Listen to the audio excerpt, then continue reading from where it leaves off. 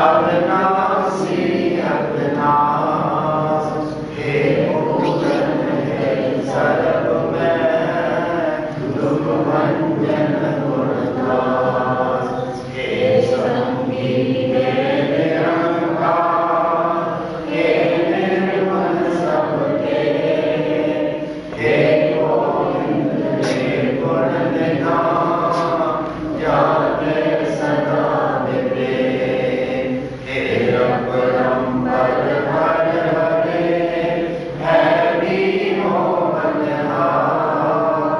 हे संतन के सदा संग निर्धारा हे ठाकुर दास रो मैं निर्गुण गुण नहीं बोए नानक दीजे नाम नानक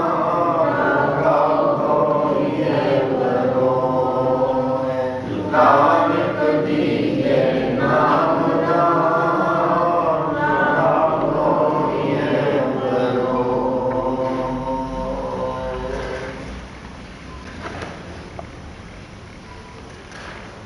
दादा जी की लिखी चिट्ठियां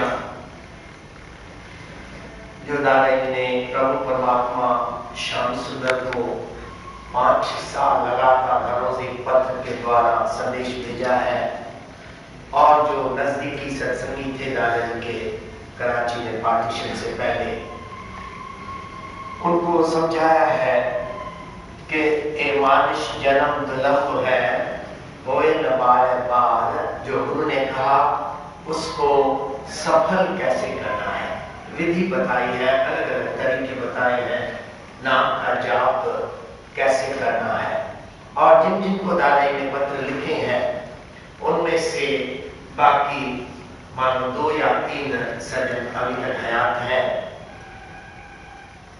और आज तक वो सेवा भाव में लगे जो जो दादा जी ने उपदेश किया पत्रों के द्वारा वो आज तक निभा रहे हैं और जो गए उन्होंने अंत तक वो बात निभाई जो अपने गुरु दादा जी को जिन्होंने गुरु किया वो वचन कमाई करके जाके प्रभु परमात्मा के चरणों में समा एक मानो हिस्ट्री है कि ये सारा ग्रंथ जो आपके सामने रखा है सारा पत्रों से भरा हुआ है अगर इसका वॉल्यूम हम देखेंगे तो श्री गुरु ग्रंथ साहिब जितना ही है तकरीबन 1208 पेज है इसमें लेकिन एक पेज में जो मैटर है वो तकरीबन 1.5 गुना है श्री गुरु ग्रंथ साहिब के एक पेज से इतना कुछ दादा जी के पास खजाना है कैसे समझाया है दादा जी ने हम आज मानो किसी से प्यार करते हैं एक पत्र लिखते हैं तो कल अगर फिर लिखना पड़े तो हम सोचते हैं अब क्या कल तो लिख दिया था सब कुछ अब क्या लिखें दादा जी ने परमात्मा श्याम सुंदर को 5 साल हर रोज एक संदेश भेजा है हर रोज आज वही उन्हीं को लिखा हुआ पत्र आज सामने वचन के तौर पे आया है जो उन्होंने परमात्मा श्याम सुंदर की ओर संदेश भेजा है सिंधी में पत्र है पहले मैं पढ़ूंगा फिर आप विचार कर बैठ के करेंगे पत्र में दादा क्या कहना चाहती हैं सिंधी लैंग्वेज जो दादा ने इसमें इस्तेमाल की है वो बहुत कठिन नहीं है कहाँ तो बड़ी बूढ़ी सिंधी दादा ने इस्तेमाल की है लेकिन अगर थोड़ा ध्यान देंगे तो मैं समझता हूँ समझ भी पाएंगे कि पत्र का तत्सार क्या है ये पत्र है 3 जून 1945 3 जून दादा जी लिखी है मित्रा शाम तो मैं को काम छोड़े केॾो न अरसो थी वियो आहे केॾा न सेज ॾेखारे केॾो न आनंद ॾिनई कीअं न थे मौज में झुलाए यादि थी पए त उदास ऐं निराश थियो पइजे मिठा माणक हाणे कॾहिं हे सेज ॾेखारींदे कॾहिं पंहिंजे हिंदोरे में लोॾींदे कॾहिं पंहिंजी छातीअ सां लॻाईंदे कॾहिं पंहिंजे चरणनि में समाईंदे तो मिठड़े बिना जो पल थो गुज़रे सो निष्फल मुर्दे समान कॾहिं अची हयाती बख़्शींदे मुंहिंजे जीअ जा जियारा शाम नेक्स्ट पैरा अंदर शांत में तो वहां उते बुद्धि जे मनमोहन मोहन मिठी मूर्ति तेजी सभागी सेनी सूरत अचो मुंहिंजनि अखियुनि मुंहिंजनि दिलि में वसे पे मुश्के पे पंहिंजे अनंत जो ऐं महिमा में बहके पर वेझो पकड़ण जे करियांसि त भॼियो वञे शामा मिठा तो अहिड़ो आहीं त की न तोखे जो दयालु ऐं कृपालु सॼो अथनि सो कीअं मूं लाइ साबित थिए मिठा दया करे पंहिंजे आशिक ते अची कृपा जो पेंग वसाए अची प्रेम ॾेम अची चरण समायम तुंहिंजी सार हिन वक़्तु सुठी नथी लॻे मुंहिंजो त लोक ईने आतिश इन इश्क जी ॾिनी बि त तो हुई न मिठा मुंह में वरी कुछ हो छा लास्ट पैरा शामा मिठा शाल तो तां घोड़जी वञा शाल तुंहिंजी सूह मथां पंहिंजो पाण कुर्बान करियां तुंहिंजो प्यासी अब देखो दादी ने समाप्ति कैसी की है तुंहिंजो प्यासी तेरा प्यासी हाँ मुझे प्यास है तेरे प्यार की दादाजी ने इस पत्र में परमात्मा से एक मन पुकार की है कि परमात्मा जब मैं तेरे पास था ये आत्मा तेरे पास थी तो कितना ना आनंद था लेकिन ये जब से बिछड़ी है तेरे से तो वो पल मुझे याद आ रही है हर समय वो पल याद बिछोड़े की बात चल रही है आशिक और महबूब का बिछोड़ा क्या है दादाजी ने इस पत्र में बताया है ध्यान से आप सुनना क्योंकि ये डायरेक्ट स्पीच रहती है ना इनडायरेक्ट नहीं है एक डायरेक्टली दादाजी परमात्मा को सामने मानो देख के बैठ के दादाजी बात कर रहे हैं जैसे मीरा को जब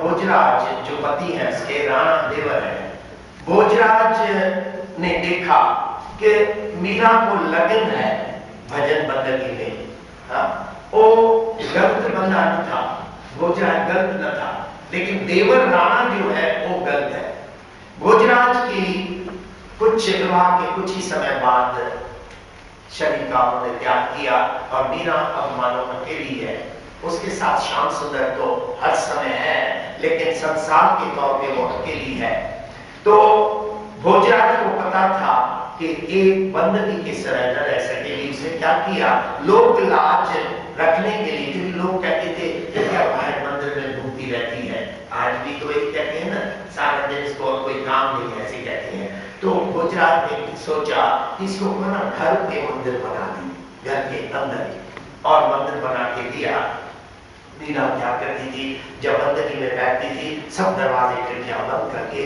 श्याम सुंदर ठाकुर जो सामने है उनसे बैठ के सन्मुख होके बातें करती थी आज दादाजी सन्मुख बैठे हैं परमात्मा के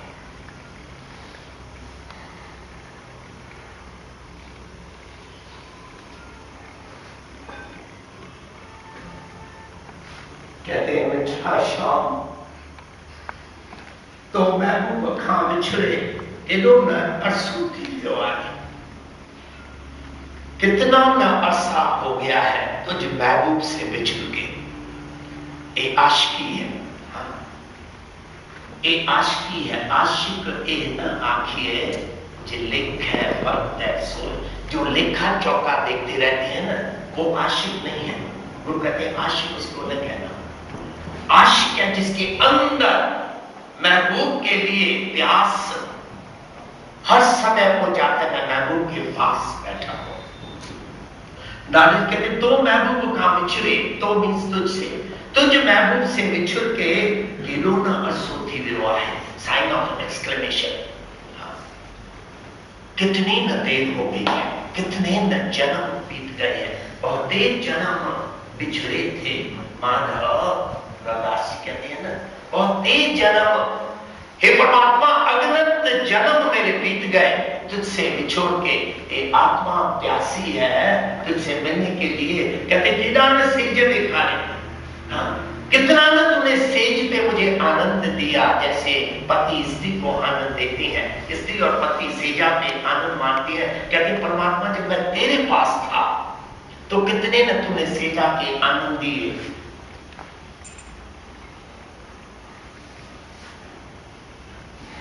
पागल है परमात्मा के पीछे और संदेश सन्मुख होकर संदेश भेज रहे हैं। परमात्मा वो मुझे दिन याद आते हैं जब तू मुझे हिंदोने में झुलाता था, जैसे माता पुत्र को, बच्चे छोटे बच्चे को हिंदोने में झुला के लोरियां गाती है ना। हाँ, हे परमात्मा तेरे पास मैंने वो आनंद देखा था। याद दी थी मैं तो उदास है, निराश क्यों पहले। अगर वो दिन मैं याद करता हूं, उस समय याद करता हूं तो उदास हो जाता हूं संसार के अंदर में और निराश हो जाता हूं, क्योंकि क्या जाना क्या होएगा रे माई। गुरु कहते हैं क्या जाना क्या होएगा रे माई, हर दर्शन बिन रह न जाए। मैं प्रभु तेरे दर्शन के समय नहीं रह सकता, अब आगे क्या होगा पता नहीं। क्या जाना कि फिर मैं वापस तेरे घर पे पहुंच पाऊंगा या नहीं। क्योंकि जब मुझे अगर एक बार मन में ये आ गया कि मैं परमात्मा तेरा हो चुका, तो हो सकता है कि अभिमान भी आ जाए मेरे अंदर, और जिस समय मेरे अंदर अभिमान आया मैं टूट जाऊंगा इस मालिक से। किसी सियाने ने इंग्लिश में प्रॉवर्ब लिखा है, there is a slip between the cup and the lip. प्याला मेरे हाथ में है, मान प्यास लगी है, मेरा प्याला भरा हुआ है या ग्लास भरा हुआ है पानी से, लेकिन जरूरी नहीं है मेरे होंठ तक पहुंचे। परमात्मा अभी चाहे वो निकाले किस समय पता नहीं। तो दादी कहती हैं अब डर लग रहा है, अब उदास हूं मैं कि प्रभु वो सेजा जब तूने मुझे दिखाई, जो आनंद दिखाया, वो फिर मिलेगा या न मिलेगा। वो सोचते मैं सोचते सोचते उदास हो जाता हूं। मिठा मानक अगेन प्यार भरी अप्रोच अगले पैदा में, मिठा मीठा। हाँ, मिठा मानक हानि कदे या सेज दिखाएंगे क्वेश्चन मार्क। अब वापस कब मुझे वो सेजा दिखाओगे? क्योंकि एक बार जिसने प्यार किया है ना, वो रह नहीं सकेगा, उससे बैठा नहीं जाएगा जब तक वो महबूब सामने न हो। दादाजी पुकारे हे मिठा श्याम, हे माणिक, हे मोती, सब लफ्ज दिए परमात्मा ने। कल आपने सुना ना, मेरे मीत गुरुदेव। मित्र भी बनाते हैं, गुरु भी बनाते हैं, उसी को सजन भी कह देते हैं, परमात्मा परमेश्वर भी कह देते हैं। जब विराट रूप देखा अर्जुन ने युद्ध के मैदान में, 11वें अध्याय में जब विराट रूप कृष्ण ने दिखाया, 12वें अध्याय में क्या किया अर्जुन ने? सीधा दंडौत करके रथ से उतर के चरणों पे गिर गए और कहने लगे हे परमेश्वर। पहले मित्र था, पहले सखा था, पहले सारथी था कृष्ण, पहले ड्राइवर था रथ का। जब देखा विराट रूप की कहा यही परमात्मा है, अंदर ही अंदर रोने लगे मैंने क्या किया। अब तक मैं पहचान नहीं सका। अर्जुन की उम्र उस समय है 86, जब युद्ध कर रहे 86 साल है, और कृष्ण है 89, 3 साल बड़े उससे। कहते हैं इतने साल बचपन से मैंने साथ किया, लेकिन मैं पहचान न सका कि परमात्मा खुद है जिसने अपने अंदर मुझे विराट रूप दिखाया। दंडौत करके गिर गए, हे परमेश्वर। पहली बार सुना हे परमेश्वर, हे परमात्मा। तो वो जब याद आती है, दादी कहती है मिठा माणिक हानि कदे एक सेजे दिखाई दे। अब कब फिर कब मैं उसे जाते नहीं देखूंगा। कदे पैजी इंदौरे में लोडी में कदे पैजी छाती साथ लगाई, कब अपनी छाती के साथ लगाओ। महबूब से आशिक का दूर रहना पॉसिबल नहीं है। आत्मा है एक आशिक जो परमात्मा से बिछुड़ चुकी है। गुरु गोविंद सिंह साहब जी कहते हैं चित्त न भरो हवरो आवन हो। कौन चाहता है, कौन चाहेगा उधर से निकलना? कौन चाहता है मैं खंड छोड़ के इस नरक में आओ, अंधकूप महाभयान रात को आपने सुना। एक अंधा कुआं जहां चित्त भर मन पड़े हो हमारा, हर समय चिंताओं से भरी पड़ी है। कौन चाहता है परमात्मा का दर छोड़ना? कौन चाहेगा? दादा कहते कदम मेरे चरणों में समाएंगे, यानी अब शरीर भी नहीं चाहते दादा, क्योंकि ये पिंजरा है। हार्द मास नारी को पिंजर पंखी बसे विचार। आत्मा पंखी की तरह पिंजरे में बसी पड़ी है, फिर पिंजरा बेशक सोने का होगा, बेशक हीरो से जड़त हो, पिंजरा तो पिंजरा है पक्षी के लिए, पक्षी तो उसी के अंदर है। कदम चरणों में समाएंगे, कब मुझे मुक्ति दोगे इस शरीर से, 5 तत्व के पुतले से मुझे कब निकालोगे, ताकि मैं सीधा तेरे चरणों में आके निवास करूं। तो मिट्रे कहते, तो मिट्रे बिना जो पल तो गुजरे सो निष्फल। एक पल भी अगर तेरे समय मेरा गुजरता है वो निष्फल है, बेकार है। जन्म मिथ्या जात रंग माया के, ये जन्म वृथा जा रहा है, व्यर्थ जा रहा है। पल गुरु अर्जन देव साहब जी कहते एक घड़ी ना मिलता है तब कलयुग होता, और कद मिली है प्रिय प्रीतम, पिता को लिख रहे प्रिय, पिता के लिए आशिकी है।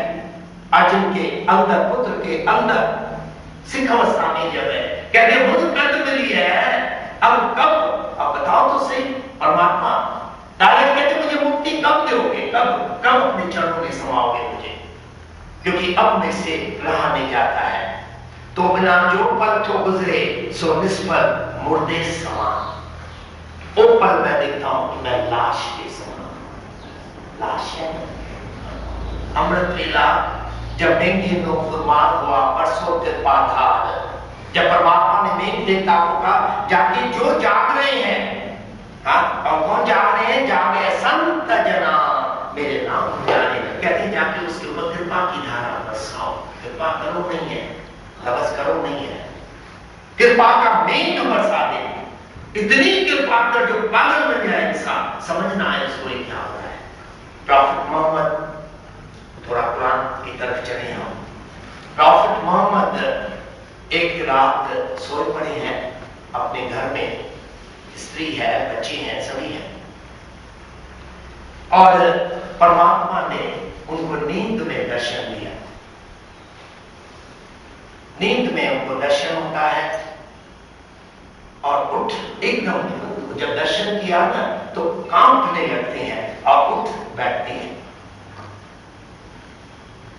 और क्या कहा परमात्मा ने, कुरान, कुरान का मतलब होता है पढ़ो का कुरान। प्रॉफिट मोहम्मद उठ के बैठ गए, क्या था समझ न पाए, ये क्या चीज थी, कौन था और क्या कहा मुझे। फिर अगले दिन वही बात, परमात्मा ने दर्शन दिया कुरान, और प्रॉफिट मोहम्मद उठ के बैठ के हाथ जोड़ के कहते, हे अल्लाह मैं तो पढ़ा लिखा नहीं, he was illiterate from education point of view, he was illiterate। कहते हैं परमात्मा मैं तो पढ़ा नहीं, क्या पढ़ूं, मुझे पढ़ना तो आता ही नहीं है।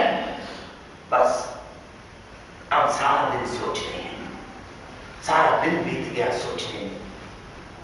और अगले दिन क्या किया, अमृत वेले उठ के सामने एक पहाड़ी जैसे पहाड़ है, उधर चले गए, जाके बैठ गए एकांत में और हाथ जोड़ के मेडिटेट कर रहे हैं, हे अल्लाह, हे खुदा, ये क्या है। बुला रहे हैं उसको सामने, और अचानक जब आंख खोलते हैं देखते हैं आसमान के बीच में और आसमान और जमीन के बीच एक उनको दृश्य दिखाई देता है, ऑल व्हाइट, प्योर व्हाइट, और उसमें सेंट गैब्रियल है। ध्यान देना, सेंट गैब्रियल जिन्होंने, परमात्मा ने सेंट गैब्रियल के द्वारा उनको दर्शन दिए हैं, और यही सेंट गैब्रियल है जिन्होंने मेरी मदर मेरी जीसस क्राइस्ट के माता को जीसस के जन्म से पहले दर्शन दिया है। जब मदर मेरी घबरा गई, आप जानते हैं मेरी को क्या कहा कहते हैं? वर्जिन मेरी। हाँ, मेरी मदर को कहा गया वर्जिन मेरी, क्योंकि इनको जब एक गर्भवती हुई है तब शादीशुदा नहीं है। हाँ, और डर गई एक क्या, वो डर जाती है एक क्या हुआ? तब सेंट गैब्रियल उनको दर्शन देते हैं और कहते हैं वो मदर घबराना नहीं, मैं खुद तेरे गर्भ में आया हूं और परमात्मा को पैदा करने के लिए पुरुष की जरूरत नहीं है, मैं आया हूं तेरे गर्भ में, इसलिए घबराना नहीं। वही सेंट गैब्रियल प्रॉफेट मोहम्मद को दर्शन देती हैं और फिर कहते हैं कुरान, और जब सचमुच दर्शन किया दोपहर को, सवेरे अमृत वेले, रात्रि की बात अब नहीं है, क्योंकि रात्रि को कई बार शायद मैं सोचूं सपना था। अब वो कांपने लगे, अब वो बिल्कुल जैसे बिल्कुल दुनिया के से निकम्मा, जिसको दुनिया के लेके निकम्मे बन गए और दौड़ के आए स्त्री के पास। स्त्री ने देखा इसको क्या हो गया, कंपन है, कांप रहे हैं, क्या है, क्या किया इसने, इसको अचानक कौन सी अटैक आई है? वो दौड़ती गई अबू बकर के पास, जो उसके अंकल हैं और शिष्य भी हैं प्रॉफेट मोहम्मद की, और उन्होंने दूर से स्त्री को कहा तू छोड़ दे, तू न समझ पाएगी क्या, क्योंकि वो जानते थे कि इसको परमात्मा का दर्शन हुआ है।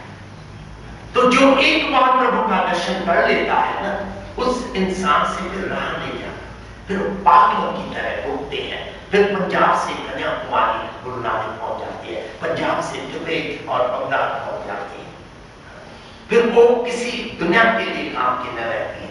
फिर वो की भावना क्या है? आप जपाओ, अब रहा नाम जपाओ।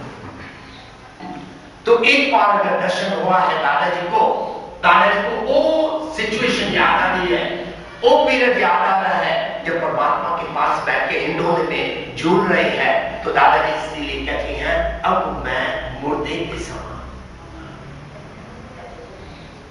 तेरे समय, तेरे दर्शन के समय है परमात्मा, मैं मुर्दा हूं। जब आपको मैं बता रहा मेंगे लो फुरमान हुआ बरसों कृपाधार, तो हम क्या करते हैं? अमृत वेले रात्रि को चदर होती है या रजाई होती है पैरों पे, फिर जैसे अमृत वेला आता जाता है, रात बीतती जाती है, वो रजाई ऊपर आती जाती है या चदर ऊपर आती है, और जब मेंगे लो फुरमान हुआ बरसों कृपाधार तो सीधा सर के ऊपर चली जाती है, और सर तक चदर माफ करना किसको डालती है? अच्छी तरह जानती है। तो दादाजी कहते हैं मुर्दे के समान, हमारे लिए दादाजी के लिए नहीं है, ये मेरे लिए है कि हे इंसान, तो परमात्मा से बिछुड़ के भी खा पी सकता है, तो मौज मस्ती और दुनिया की सब मार सकता है, जब पति तेरा साथ नहीं है। उस स्त्री को द्वार न कहें तो क्या कहें? क्या कहा? जिसका पति है ही नहीं सेवा में और वो खुश बैठी है आनंद के साथ, दादाजी के तो मुर्दा, उसको मुर्दा, जिसको होश नहीं है, जिसको पता ही नहीं है कि मैं इस संसार में आके मैंने करना क्या है। कबीर जी हमको याद दिलाते हैं कि ये मानुष जन्म तुझे मिला है, गुर सेवा के भगत कमाई तब के मानुष रे। कबीर जी याद दिलाते हमको कि हे इंसान, तू मानुष बन के आया, तुझे मानुष दे परमात्मा ने दी तभी थी कि तूने कॉल किया, प्रॉमिस किया परमात्मा से कि मैं गुरु की सेवा कर कर हे परमात्मा तेरे दर तक वापस आऊंगा। दादाजी कहती हैं तो बिना जो पथों गुजरे सो निष्फल मुर्दे समान। आगे कने जी हयाती बख्शिंदे, कब आके मुझे जिंदा करो, हयाती बख्शोगे माना कब मुझे श्वास वापस दोगे, कब मेरे अंदर पूछ डालोगे हे परमात्मा कि मैं तेरी बंदगी बैठी करूं। दुनिया के आज तक जो हम बैठे हैं, 2-4 को छोड़ के सबकी उम्र 40-50 से ऊपर ही है, और गुरु कहते 85 पग घिसे सठी का बुढ़ेपा आ गए। 60 के हो गए तो बुढ़े, अपने आप को कहवाना ज्वार नहीं, और अगर 70 के होंगे तो 70 का मत ही, वो कहते हैं मत ही, तुझे पागल करेंगे लोग और फिर हम सेवा करेंगे। और अभी तक भी ख्याल नहीं आता है। गुरु जब कहते हैं 8 पहर गोविंद गुण गावे और मैंने 50 साल गोविंद के गुण के गाने के समय बिता दिए, तो कम से कम सियाना क्या करेगा? अभी जो समय बचा है गुरु पिछले और गुरु बख्श ले, पीछे माफी दे दे, बस आगे मैं तेरे समय को माफी कर लूंगा। हम करते हैं, हमारे मन में ये बात आती है कि बहुत ही जन्म पिछले थे माधव रविदास के मन में आ गई और कहा ये जन्म तुम्हारे लेखे। रविदास जी कहते हैं, हम नहीं कहते हैं। रविदास जी को भी प्यार करते हैं परमात्मा के साथ। दादाजी अपने महबूब परमात्मा के साथ, श्याम सुंदर के साथ प्यार करते हैं, तब तो ये लिख सकते हैं। फिर आगे, मुझे जिए जा जियारा शाम, क्या कहा उससे पहले? कदे अच्छी हयाती बख्शी दे, मुझे जिए जा जियारा, मेरे जी को जियाने वाले, हयाती देने वाले, श्वास देने वाले, तो कब आएगा? पुकार रहे हैं दादा। और दादा ने एक पत्र में लिखा है श्याम सुंदर को कि अब मानिश तेरी जब मैंने ताकत कर ली है, तो यानी मैं तेरे दर पे पहुंच गया हूं और परमात्मा तुझे दर खोलना पड़ेगा। That's all.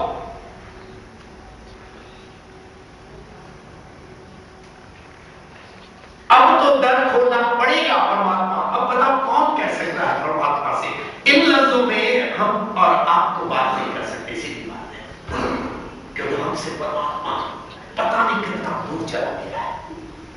दादाजी कहते तुझे दरवाजा खोलना पड़ेगा, मेरे जो लाइट ही ना खोलना है, बस मैं पहुंच चुका हूं तेरे दर पे। राधा स्वामी पंत संत बाबा चरण सिंह जी महाराज लिखते हैं, उनके आर्टिकल में एक जगह मैंने पढ़ा, वो लिखते हैं एक मानुष जन्म जो है ना, एक 84 लाख जोनियों में सबसे उत्तम है, कौन जानती है? कहते हैं इसको पौड़ियां करके देखो, 84 लाख पौड़ियां, सबसे ऊपरले स्टेप पे हम खड़े हैं मानुष। और इस पौड़ी पे जो नर चूक है, आए जाए दुख आएगा। इस पौड़ी से अगर चूक गए तो गए, कहां से गए? फिर आए जाए दुख आएगा, यार 84 लाख मौत और जन्म तेरे शुरू हो जाएंगे। इसलिए आखिरी पौड़ी पे हम पहुंच चुके हैं, जहां दादा कहते तुझे दरवाजा खोलना पड़ेगा। हम परवाह भी नहीं करते कि इसके ऊपर सचखंड है, हम परवाह भी नहीं करते। कितना जब 84 लाख स्टेप हम चल रहे हैं, बाकी एक स्टेप चलना है। बाबा जी क्या कहते हैं? एक स्टेप बाकी तुझे ऊपर चढ़ना है, और उस जगह पे आकर हम बच्चों की खाली पालना करना शुरू कर देते हैं, हम दुकान की सेवा कर रहे हैं। अंत तक अगर पुत्र कहते हैं पिताजी अब तो बैठो आप, अब नहीं दुकान संभाल सकते, पिता हाथ जोड़ के कहते हैं पुत्रों को मुझे थोड़ी सी जगह कैश बॉक्स के पास दे दो, मैं अंत तक माया की सेवा करता हूं, एक न छुड़वाना मेरे से, पिता ये चाहता है। तो दादाजी अब आगे देखो क्या कह रहे हैं, अंदर शांत में तो गया, कहते मैं इस नजारे से मानो भुलाना चाहता हूं उसको, और अंदर जाके काम गुफा में बैठ जाता हूं शांत में। तो क्या होता है? अंदर शांत में तो गया, उते जी मनमोहन मिठी मूर्ति तुझे सवारी से सूरत अचो मुझे अखियों, उधर भी तेरी सभागी सूरत, तेरी मनमोहनी मूरत आकर मेरे हृदय के अंदर बस जाती है, उधर भी नहीं छोड़ती है। भाई क्यों छोड़ेंगे? हम चाहते हैं परमात्मा का दर्शन करें एक क्षण के लिए। कभी कभी कीर्तन के बीच में हम बैठे हैं ना, विचार आता है परमात्मा अब तो दर्शन दे, नहीं आता है। दादाजी कहते हैं सारा दिन तू मेरे अंदर बसा है, 8 पैर। कभी कभी मैं चाहता हूं, कभी कभी, लेकिन देखता हूं तेरी मोहिनी मूरत वो तो अंदर ही अंदर अंदर अंदर बस रही है। तेरे मैं राम रया भरपूर तिता सीतो सीता मैं मामा ताके रूप न रखने जा, ना को मरे न ठाके जाए, जिनके राम बसे मन मान। रग रग में परमात्मा बस रहे हैं दादाजी के। और एक बात प्रैक्टिकली दादा ने लिखी नहीं है, मैं आपको बताऊं।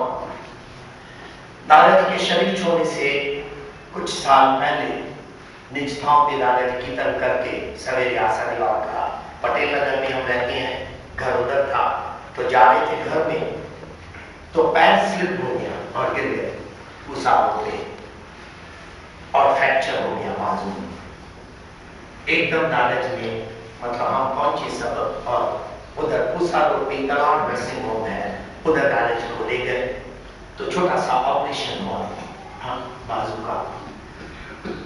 ध्यान से सुना, तो डॉक्टर ने बाद में बताया, कहते जब मैंने एनेस्थेसिया दी उनको तो बेहोश इंसान होता है, हाँ, और उन दिनों में वो जो कहते पार्शियल एनेस्थेसिया वो चेक नहीं होगी, हाँ, फुल एनेस्थेसिया दी तो आदमी बेहोश हो जाता है, उसको पता भी नहीं शरीर को काट रहे हैं क्या कर रहे हैं।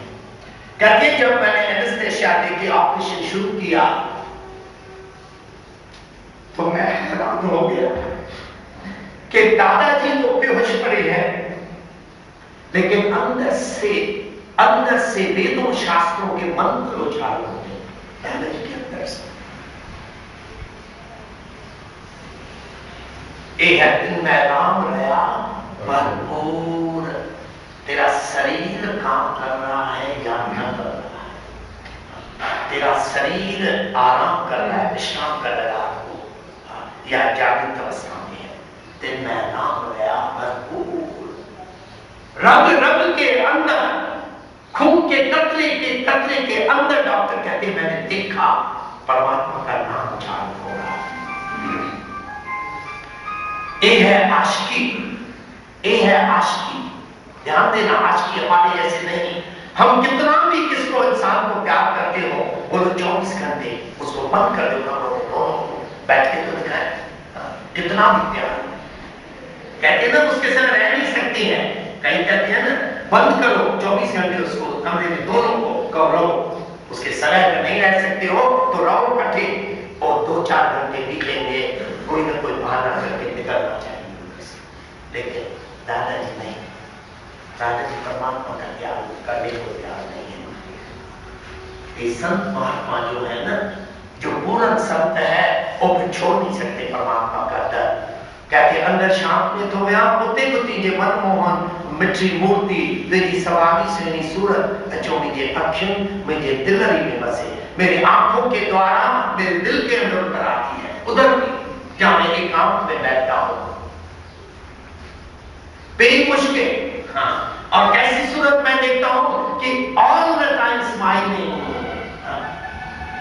अचिंत सोए जागत उठ बैसन, अचिंत हसत बैरागी। अचिंत है परमात्मा, इसलिए जो उसे प्यार करते हैं वो भी चिंताओं से दूर है। सोए जागन अचिंत है, सोते समय भी जागते समय भी। दादाजी कहते उधर भी मैं तो मानो दूर जाना चाहता हूं, लेकिन एक तेरी मुश्क जो है ना स्माइल, वो देखता हूं मैं, तू हंस रहा है, पेजे अनंत पैजे अनंत ज्योत महिमा में बैठ के, तेरी ज्योत अनंत ज्योत जो है कभी बुझने वाली जो नहीं है, उसमें मेरा हृदय झूमने लगता है उस ज्योत को देख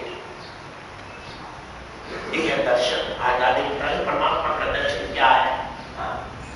वो ज्योत परमात्मा की देख रहे हैं कैसे अंदर ही अंदर हृदय के अंदर वासा कर रही है। दादाजी बता रही है परवेजो पकड़न जी कन्यास तभजो मुझे, कहते मैं चाहता हूं उसको पकड़ के बिठाऊं सामने, वो भाग जाता है, तू चला जाता है उधर से, जाते नहीं है परमात्मा, जाते नहीं है। दादाजी छूना चाहते हैं, स्पर्श करना चाहते हैं चरणों को। कहते मैं जितना आगे बढ़ता हूं फिर आप देखता हूं आप नहीं, लुका छुपी कहते हैं ना, आप वो खेल के साथ शुरू कर देते हैं। परवेजो पकड़ की कयास तभजो मुझे श्यामा मिठा, कहते हे मीठे श्याम तो ऐरो आई तकी न। अब जैसे बच्चे बात करते हैं दादा इसके, तू ऐसा है तो नहीं, फिर भागता क्यों है?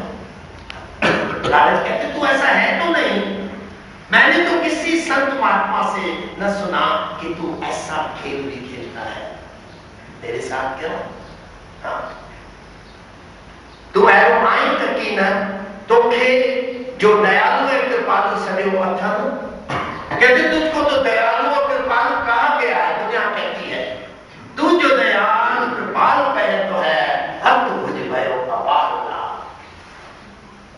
नामदेव की वाणी आती है गुरु ग्रंथ साहिब के अंदर। जब नामदेव को मंदिर से निकाल दिया गया, क्योंकि शूद्र जाति में है ना, जात पात आजकल तो यही चलता है मंदिर गुरुद्वार में, क्या है आज तो भेदभाव बाय की बात में अटके पड़े हैं ना, तो नामदेव को भी निकाल दिया। तो नामदेव ने बाहर बैठ के पुकारते हैं, हे परमात्मा तू जो दयालु कृपालु कहे तो है, तुझे जो दयालु और कृपालु कहती है और तू कहलाता है कहीं तो है, तू कहलाता है अपने आप को मैं दयालु हूं, अत बुझ भयो अपाला, तेरी अति बुझाएं हैं, बहुत ही बुझाएं हैं, तो अब मेरा कुछ करना। देखो कैसे नामदेव जी कैसे पकड़ना चाहते हैं परमात्मा को, अलग अलग तरीका है संतों का पकड़ने का। उसको दादाजी कोई बात कर रहे हैं, कहते हैं तो जो दयालु और कृपालु सदैव अथन, तुझे जो दयालु और कृपालु कहती है सारी दुनिया अथन, सो किया मूल ऐसा बुद्धे मैं कैसे मानूं। अब देखो तरीका वही जो नामदेव ने उठा। नामदेव जी कह रहे हैं तू जो दयालु कृपालु कहे तो है, अब मुझे भयो अपारला आज मेरे सामने, अब इन आधामंती जो है पंडित है उनसे मुझे बचा ले, आजा सामने। दादाजी कहते साबित कर, कहलवाना नहीं है, अब it's like a sort of प्यार भरी चैलेंज परमात्मा को दे रहे हैं दादा। तू अपने आप को दयालु कहलवाना है ना, करके दिखा। देखो ये लफ्ज हम और आपको इस्तेमाल भी न करना परमात्मा के साथ। ये तो जानता हृदय शुद्ध है, कोई बात कर सकेंगे, सभी नहीं कर सकेंगे परमात्मा के साथ ऐसी बात। कहते साबित करना कि तू दयालु है, मित्रा दया करे पहले आशिक दे अच्छी कृपा जो नहीं बसाए। अब फिर दूसरा तरीका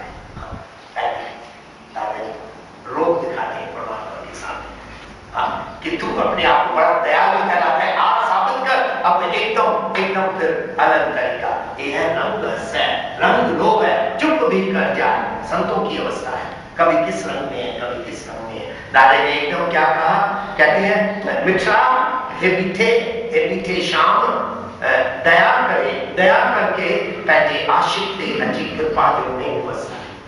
अब कृपा कर मेरे ऊपर, अब कृपा की बरसात कर दे मेरे ऊपर, अब सहा नहीं जाता मैं से छोड़ा देगा।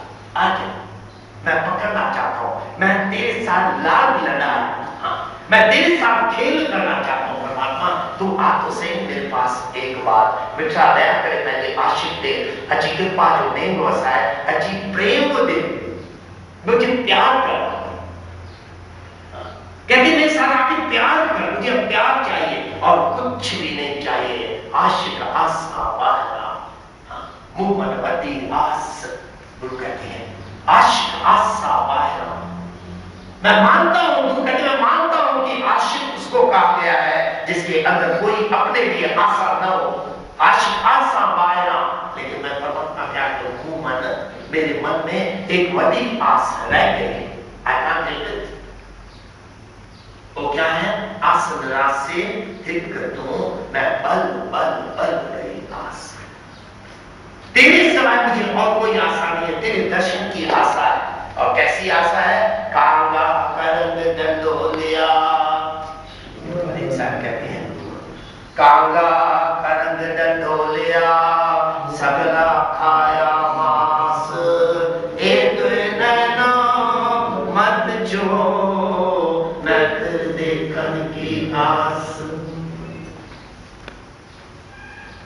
एक उदाहरण फरीद साहब दे रहे हैं, पारसी जात आपने सुनी होगी ना, पारसी जो होते हैं वो जब इंसान के प्राण निकल जाते हैं ना, तो शरीर को ना जलाते हैं ना दफन करते हैं।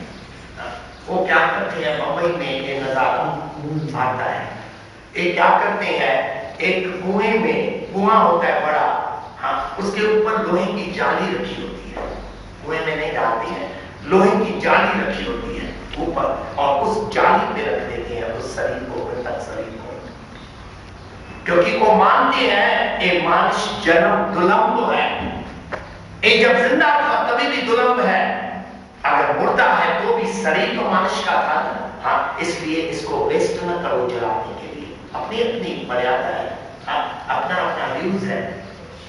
तो वो क्या कहते हैं कि एक लाश जो है वो पक्षी गिद्ध आदि को खा जाए और बाकी जो हड्डियां है सीधा पानी में अंदर चली जाए। हम भी गंगा जी में जाकर डाल के आते हैं ना शंकर, वो कहते बाकी जल में मिल जाए। तो अब फरीद पुकार कर रहे हैं कागा हे काग हे गिद्ध जो भी खाती है लाश को, कलग डंडोलिया सगला खाया मांस।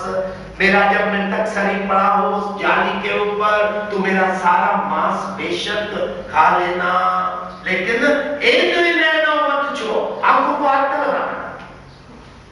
क्यों? मैं फिर देखने की आस।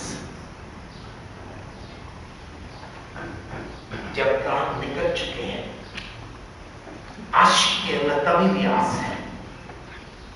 जब शरीर समाप्त हो चुका है तभी भी आशा एक है संत के अंदर, मैं फिर देखने की आस।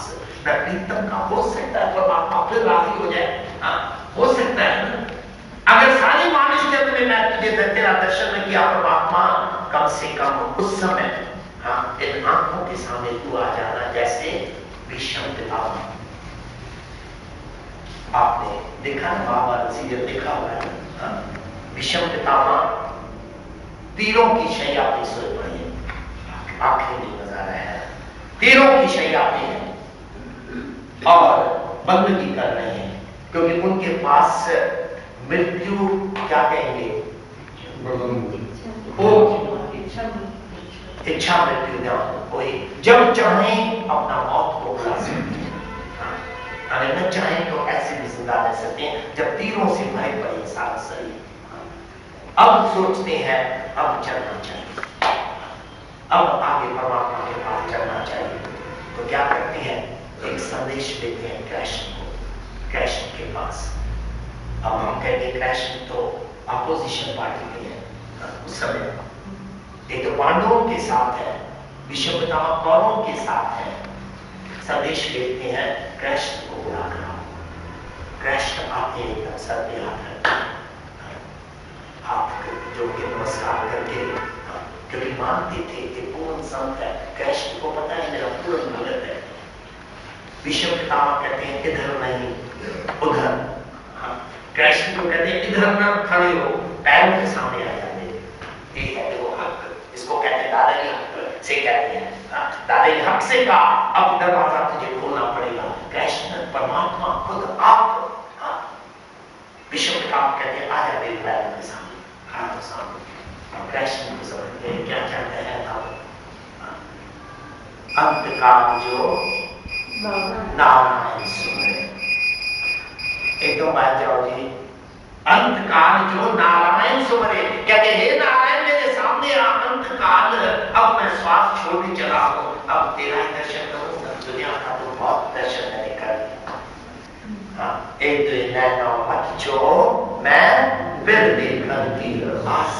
आखिरी दम तक ऐसे महापुरुषों के अंदर आशा है परमात्मा के दर्शन की। मिठा दया करे पहले आशिक के अच्छी कृपा जो में वसाए, अच्छी प्रेम नेम अच्छी चरण चुमाए। आखिरी में चरणों को चूमो, कितना प्यार है देखो। तो ये सारे वक्त सुठी नहीं लगे, मैं बैठ के सोचूं परमात्मा सात लेवल है। जैसे आपने कभी कभी देखा है छोटा बच्चा होता है ना, माता को किसी कारण मानो घर से बाहर जाना पड़ रहा है 2-4 घंटे के लिए, तो बच्चे को किसी न किसी के सुपुर्द कर जाती है माता। लेकिन बच्चा दूध पीता ही नहीं है। फिर बड़ी जो उम्र की लेडीज होती हैं घर में, वो कहती है इसको माता की साल हुई है, मां की साल हुई है। संध्या साल क्या है, ही इज मिसिंग मदर। दादा कहते अब तेरी साल मैं नहीं देख सकता। अच्छी चरण समाधि की साल है तो वक्त सुठी नहीं लगे, अच्छी नहीं लगती है। मैं जो तकलोगी ने ना, मेरा क्या कसूर है? दादा कहते मेरा क्या कसूर है? तू मेरे से दूर अगर हो रहा है इसमें मेरा क्या कसूर है? कहते बीजो तलोकी ने आतिश नहीं इश्क जितनी उतर तो कोई न। कहते आतिश इग्नाइट समझते हैं, माचिस से ऐसे करते हैं। कहते आतिश इस इश्क की किसने दी थी? तूने। मेरा क्या कसूर है इसमें? एक प्यार की झलक तूने जो दिखाई वो तेरा कसूर है, मेरा नहीं।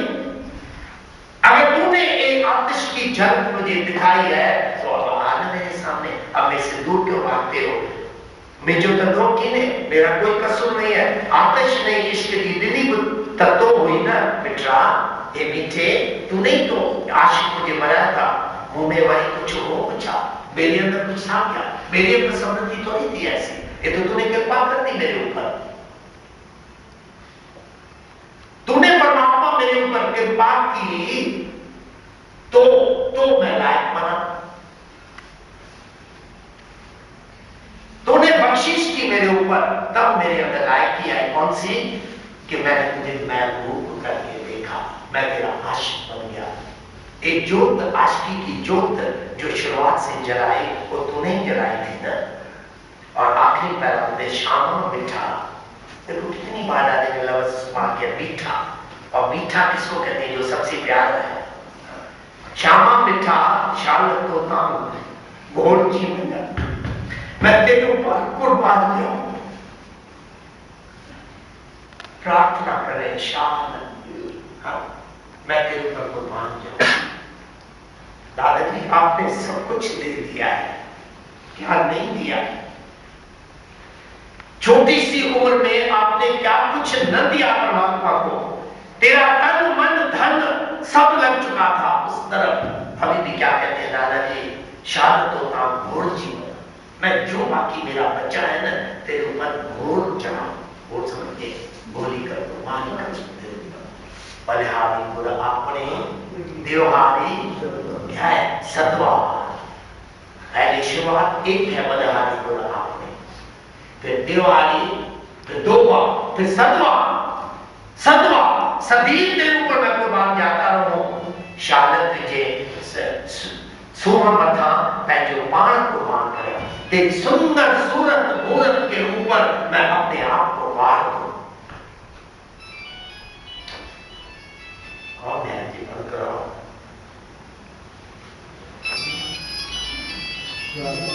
मुझे सुनाई दे रहा, आपको नहीं सुनाई दे रहा?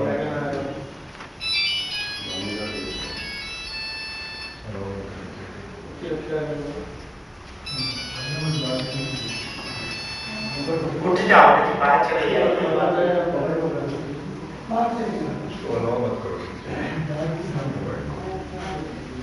कल से कोई भी मोबाइल न लाएगा, कमरे में जहाँ मट्टी में बैठ को इधर न लिया। कितना लिंक तोड़ देते हैं दुनिया है। ये माया है, ये माया का चक्कर है जो हमको छोड़ता नहीं है। कहते तेरे सोहा मथा पैंजो पान कुर्बान करे। तेरी सोया के ऊपर मैं अपने आप को वार दूं। तन मन काट काट सब जो कुछ मेरे पास है अर्पी सब कुछ। और जब मेरे मन में विचार आए कि मैं दे रहा हूं, विच अग्नि आप जलाए। आपा भाव जब उठे वो भी अग्नि के अंदर जला दो। परमात्मा मेरे ऊपर ऐसी कृपा कर, फिर पंखा फेरी सेवा भाग में पहले अवमान को ध्यान रखें। चाकर लगे चाकरी नाले कारक बाद, गला करे घनेरियां कसम न पाए साथ। अगर अवमान के साथ मैंने चाकरी की तो फिर कसम का सवाब मुझे ना आएगा। तो क्या करूं? चाकर लगे चाकरी जे जले कसम न पाए। जो वो चाहता है उस तरीके से तू चाकरी कर, सीधी बात है। और वो नहीं चाहता है तू गला करे घनेरियां, तू सेवा भी कर, झाड़ू लगा और बख्शिश करता रहना। एकांत शांति में बैठ के भक्ति करनी है। तो ये सो मथा मैं जो पान कुर्बान करे ते जो प्यासी आखिर में लाने लगे, मैं तेरा प्यासी हूं। परमात्मा वो तो बिल्कुल मेरे अंदर कोई गुण नहीं है, लेकिन एक प्यास मेरे अंदर जरूर है। जैसे गुरु ने कहा आशिक आसा पायना वो मन मदी आस।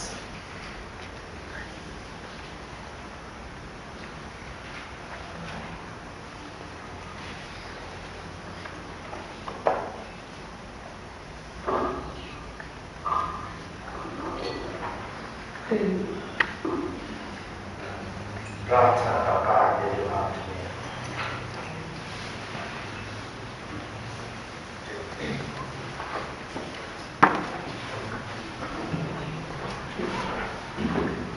हे परम ज्योत परमेश्वर, हे परम ज्योत परमेश्वर, तू ही मेरा सच्चा पिता और माता है, तू ही मेरा सच्चा पिता और माता है।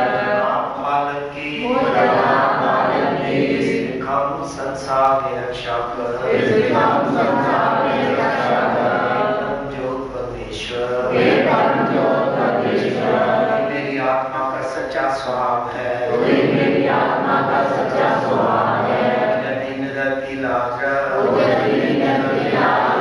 सदैव अपने प्रेम की छाए और सदैव अपने प्रेम की छाए परम ज्योत परमेश्वर, हे परम ज्योत परमेश्वर, मेरे जीव शरीर और संपत्ति का सच्चा मालिक है, तू ही मेरे जीव शरीर और संपत्ति का सच्चा मालिक है।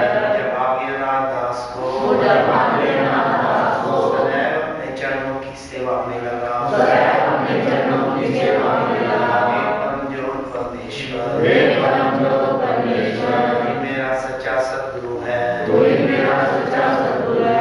मुझे ज्ञानी मूर्ख जीव को कुछ रोशनी दे, मुझे ज्ञानी मूर्ख जीव को रोशनी दे और सही मार्ग में लगा, और सही मार्ग में लगा। हे परम ज्योत परमेश्वर, हे परम ज्योत परमेश्वर, तू ही मेरा सच्चा ठाकुर है, तू ही मेरा सच्चा ठाकुर है। मुझे इंसान पर कुछ कृपा कर, मुझे इंसान पर कुछ कृपा कर कि मैं सदा तेरी ही पूजा में समान रहूं, मैं सदा तेरी पूजा में समान रहूं और और जन्म सारों। हे परम ज्योत परमेश्वर, हे परम ज्योत परमेश्वर, सारी प्रकृति का पालनहार, तू ही सारी प्रकृति का पालनहार, सदा संहारक है, सभी जीवों के हृदय में शांति वसा, अपने सभी जीवों के हृदय में शांति वसा, सबके अवगुण बस, सबके अवगुण बस, अपनी शरण में समा और अपनी शरण में समा। यह है मैंने गुरु की बेनती और प्रार्थना, ये है मेरे गुरु की बेनती और प्रार्थना, जो परमेश्वर के आगे जो परम ज्योत परमेश्वर के आगे।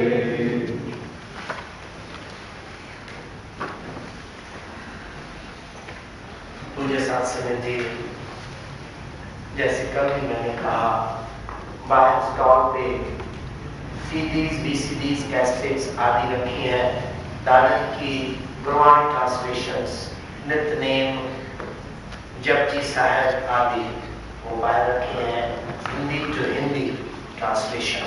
और खास करके जपजी जो किताब है वो आपने कई तरीके पढ़े होंगे और देखे होंगे।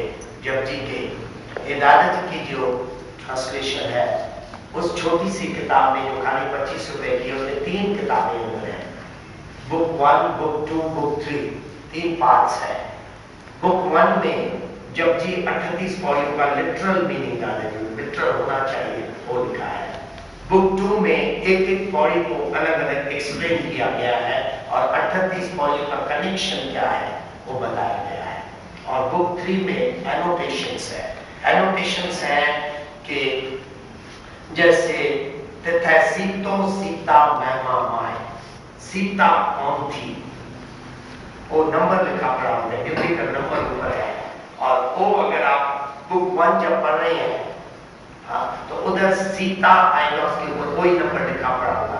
यानी बुक 3 में खोलोगे तो सीता पे सारा आर्टिकल मिलेगा। ऐसी ट्रांसलेशन कोई नहीं हुई है जो दादा ने की है। तो आप एक किताब भी जरूर अपने साथ ले जाना। निर्गुण ग्रंथ में एक किताब कमला दीदी को जो दादा ने पत्र लिखे हैं वो हिंदी में ट्रांसलेशन होकर किताब छप चुकी है। दूसरी छोटी बुक है एक, जो इसमें इंग्लिश में भी पत्र है थोड़े से, वो दादाजी ने सरदार कुलदीप सिंह जी को जो तरनतारण की तरफ रहते थे, दादाजी को किताब करके उन्होंने देखा, दादाजी से सवाल कई पूछते थे, दादाजी ने उनको जो पत्र लिखे हैं वो छोटी किताब खाली 15 रुपए की है, वो भी बाहर है लो। बाकी ABCDs रोज बनती हैं, हर रोज बन रही है, CDs है और कैसेट्स भी हैं। इसी तरह कीर्तन की, दादाजी की, कमला दीदी की, रात की कैसेट, CDs, रात की CDs भी हैं, आप ले जाना जरूर।